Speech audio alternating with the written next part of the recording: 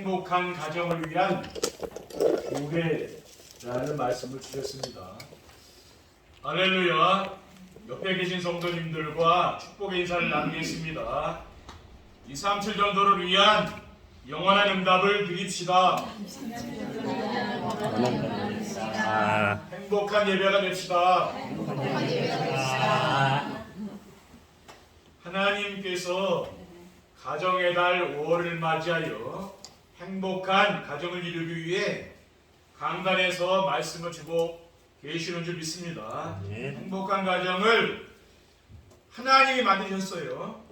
그런데 지금 거의 대부분의 가정들이 사탄에게 속아서 가정이 무너져 있습니다. 또 어려움 당하는 가정들이 많이 있습니다. 세상의 모든 문제는 가정에서 시작되었다고 말씀을 드릴 수가 있습니다. 하나님은 가정을 회복시키시고 화목한 가정이 되도록 인도하고 계시는 줄 믿으시기 바랍니다. 아멘. 오늘 본문 말씀에 여호와를 경외하며 그의 길을 걷는 자마다 복이 있도다. 내가 내 손이 수고한 대로 먹을 것이라. 내가 복되고 형통하리로다. 내 집 안방에 있는 내 아내는 결실한 포도나무 같으며 내 식탁에 둘러앉은 자식들은 어린 감람나무 같으리로다. 여호와를 경외하는 자는 이같이 복을 얻으리로다. 여호와께서 시온에서 내게 복을 주실지어다.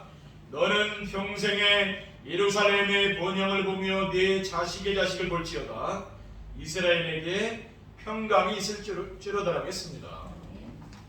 그래서 오늘 하나님께서 행복한 가정을 위한 규례란 언약의 말씀을 우리에게 주신 줄 믿습니다. 행복한 가정을 위한 규례는 무엇이고 규례가 이루어지려면 어떻게 해야 하며 규례가 이루어지면 어떻게 되는지 말씀을 통해 알아보도록 하겠습니다. 규례라는 단어는 지켜야 할 규칙이나 정해진 관례를 말하는 것입니다. 이 시간에도 예배를 통해서 하나님의 큰 은혜가 임하는 시간 되시기를 주님의 이름으로 축원드립니다. 아멘. 행복한 가정을 위한 규례는 무엇입니까? 행복한 가정을 위한 규례란 부부가 서로 사랑하며 행복하게 사는 것입니다. 어떻게 부부가 서로 사랑하며 행복하게 살아야 됩니까? 부부가 서로 신뢰하며 숨김없이 사는 것입니다. 왜냐하면 부부는 이 세상에서 유일하게 한 몸을 이루고 있는 사람이기 때문입니다.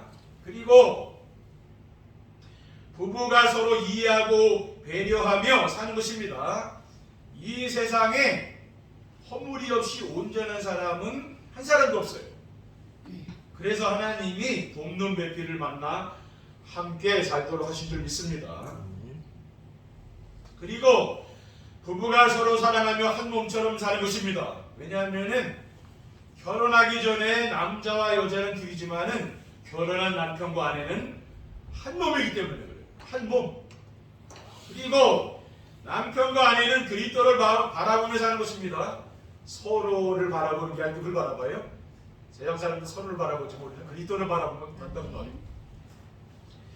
왜냐하면 히브리서 12장 2절에 믿음의 주여 또 온전케 하시는 이 예수를 바라보자. 그는 그 앞에 있는 기쁨을 위하여 십자가를 참으사 부끄러움을 개의치 아니하시더니 하나님 보좌편에 앉으셨느니라라고 했기 때문입니다. 우리는 우리 성도들 뭡니까?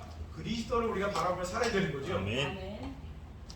둘째, 부모는 자녀들을 강단의 말씀으로 양육하는 것입니다. 왜 부모는 자녀들을 강단 말씀으로 양육해야 됩니까? 왜냐하면 태어날 때부터 인간은 전적으로 부패한 마음을 가지고 있기 때문에 그래요. 어린아이라도 뭡니까? 그 악한 성품을 갖고 있는 거예요.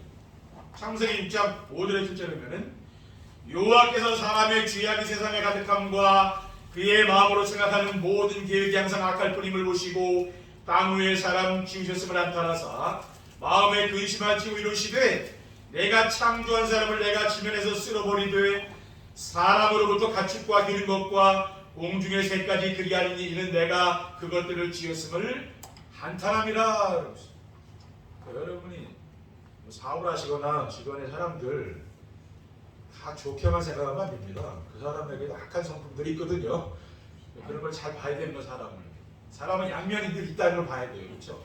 나에게 잘해주는데 그 뒤에는 뭐가 있다는 것도 우리가 알아야 됩니다. 그리고 부대들을 주의 교훈과 훈계로 양육하라고 하였기 때문입니다. 에베소 6장 4절에 또 아비들아 너희 자녀를 노엽게 하지 말고 주의 교훈과 훈계로 양육하라고 했습니다. 그리고 자녀들의 마음속에 하나님 말씀을 심어줘야 되는 거겠죠. 우리가 뭐 재산을 물려주고 뭐 그러지 못해도 하나님 말씀을 어릴 때부터 그 마음속에 심어줘야 되는 거예요. 그러면은 자녀들에게 어떤 말씀을 심어줘야 됩니까? 마태복음 22장 37절에 40절에 보면 예수께서 이르시되 내 마음을 다하고 목숨을 다하고 뜻을 다하여 주 너희 하나님을 사랑하라 하셨으니 이것이 크고 첫째 되는 계명이요 둘째도 그와 같으니 내 이웃을 내 자신같이 사랑하라 하셨으니 이 두 계명이 온 율법과 선지자의 강령이라고 했습니다. 하나님을 사랑하도록 그거 가르쳐야 되고 그 다음에 이웃 사랑하도록 그것을 가르쳐야 되는 거죠. 그렇죠? 어릴 때부터. 셋째, 자녀들은 부모에게 효도하며 순종하는 것입니다. 어떻게 자녀들은 부모에게 효도하며 순종하는 것입니까? 그리스도 안에서 부모를 공경하며 사는 것입니다. 에베소 6장 1절 3절에 자녀들아 주 안에서 부모에게 순종하라 이것이 옳으니라 네 아버지 어머니를 공경하라 이것은 약속이 있는 첫 계명이니 이로써 내가 잘되고 땅에서 장수하리라 그랬잖아요. 그러니까 여러분 부모님 말씀을 듣기 싫은 얘기 해도 자꾸 들어주시라니까요. 부모님이 여러분밖에 할 얘기가 사람이 어디 있습니까? 그렇죠? 자녀들밖에 얘기할 사람이 어딨냐고. 그러니까 내가 듣기 싫어 자꾸 들어줘야 되는 거예요. 그리고 그리스도 안에서 부모님 말씀에 순종하며 사는 것입니다. 잠언 23장 25절 26절에 보면 내 부모를 즐겁게 하며 너를 낳은 어미를 기쁘게 하라. 내 아들아 내 마음을 내게 주며 내 눈으로 내 길을 즐거워할지어다 라고 했습니다.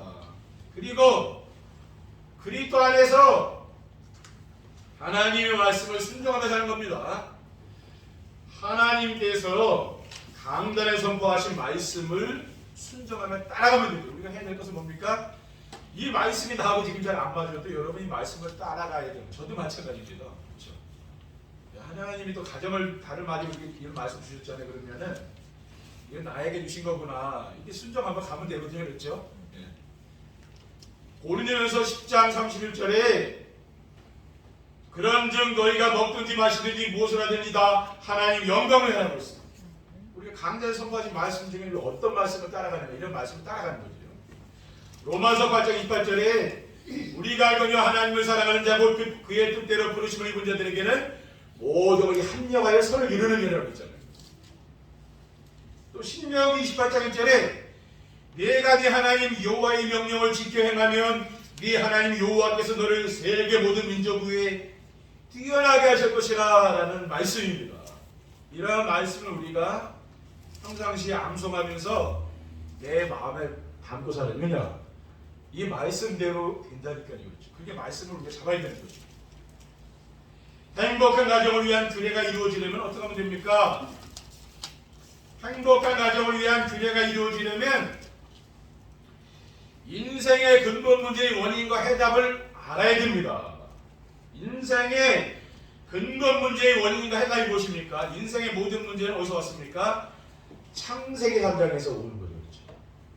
아담과 하와가 하나님 그 맛이 선악과를 따먹고 그때부터 인생의 모든 문제는 온 겁니다. 창세기 3장 문제는 인간의 근본 문제라고 합니다. 로마서 3장 23절에 모든 사람이 죄를 범하였으며 하나님 영광에 이르지 못하더니 그러니까 이 모든 인간은 지구상에 있는 모든 인간은 죄인이라고 성경이 말씀하고 있잖아요. 에베소 2장 3절에 전에는 우리도 다 그 가운데서 우리 육체의 욕심을 따라 지내며 육체와 마음이 원하는 것을 하여 다른 이들과 같이 본질상 진노의 자녀였다라고 했습니다. 세상의 모든 하나님 떠난 인간은 진노의 자녀라고 말합니다. 근본 문제는 무엇입니까?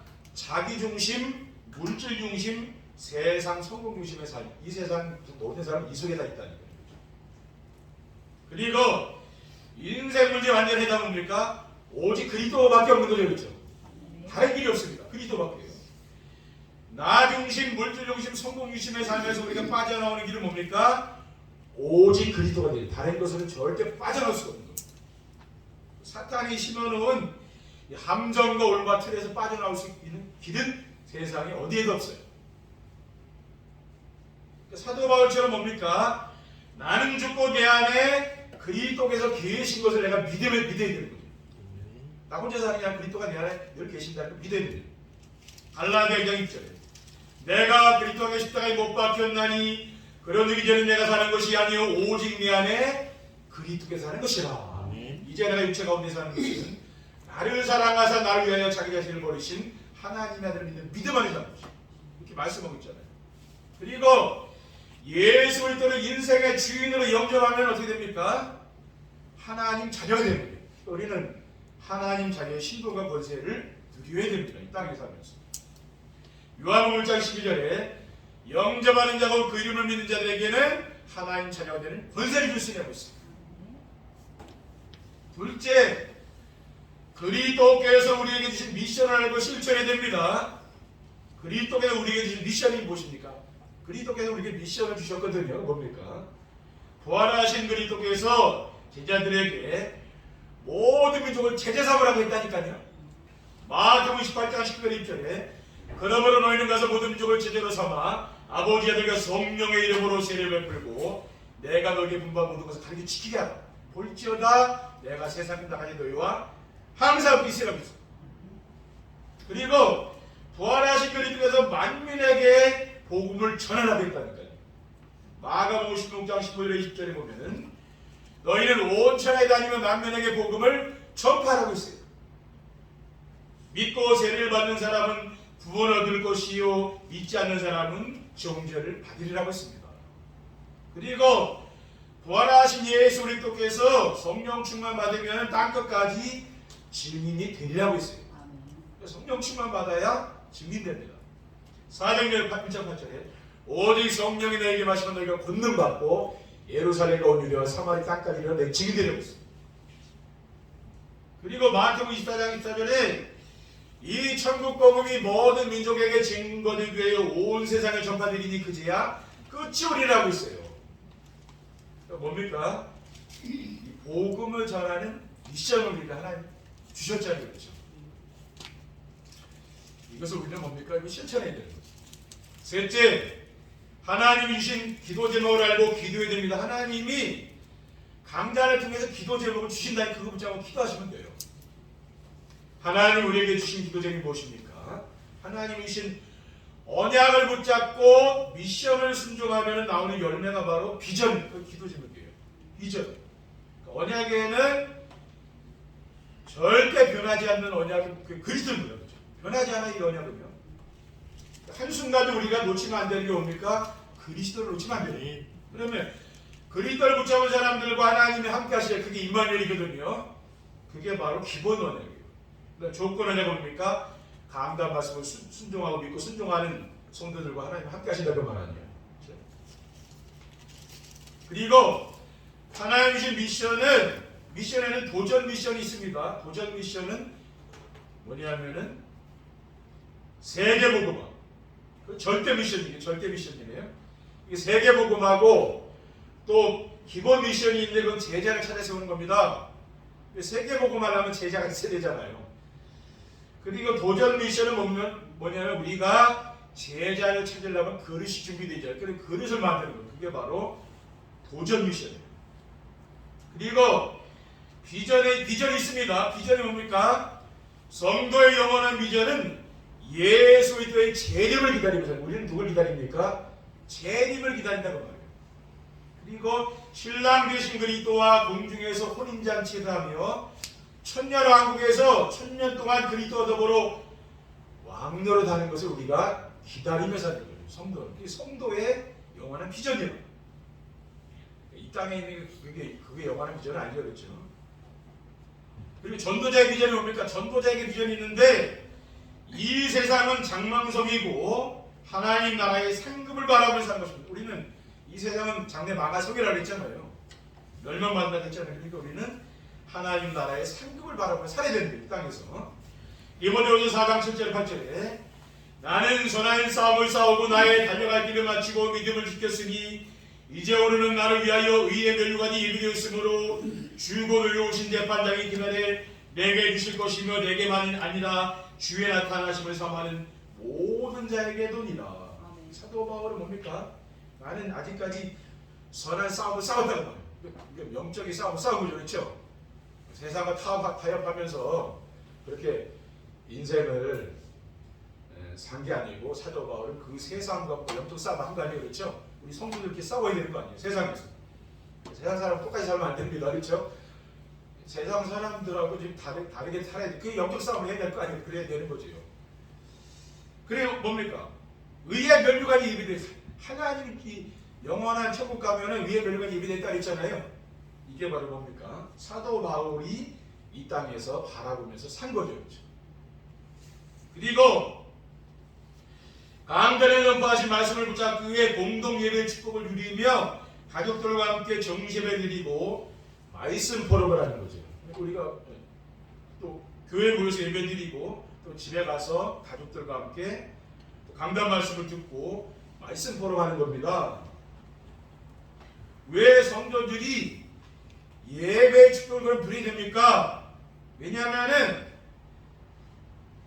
말씀 안에서 믿음을 바라는 것들의 실상이요 보이지 않는 것들의 증거라고 했기 때문입니다. 히브리서 11장 1절 2절 말씀. 믿음은 바라는 것들의 실상이요 보이지 않는 것들의 증거니 선진들이 이로써 증거를 얻었느냐고 그러죠. 믿음이 진짜라고 그러잖아요. 그렇죠? 보이는 게 진짜가 아니라 믿음이 진짜라고 그래요. 6절에 보면은 믿음이 없이는 하나님을 기쁘시게 하지 못하나니 하나님께 나아가는 자는 반드시 그가 계신 것과 그가 자기를 찾는 자들에게 상 주시는 이심을 믿어야 진다. 우리 뭡니까? 우리는 믿음이 자라야 되는 거죠. 여러분이 뭡니까? 신앙생활 하면 할수록 내 믿음이 자꾸만 자라야 되는 거죠. 결론입니다.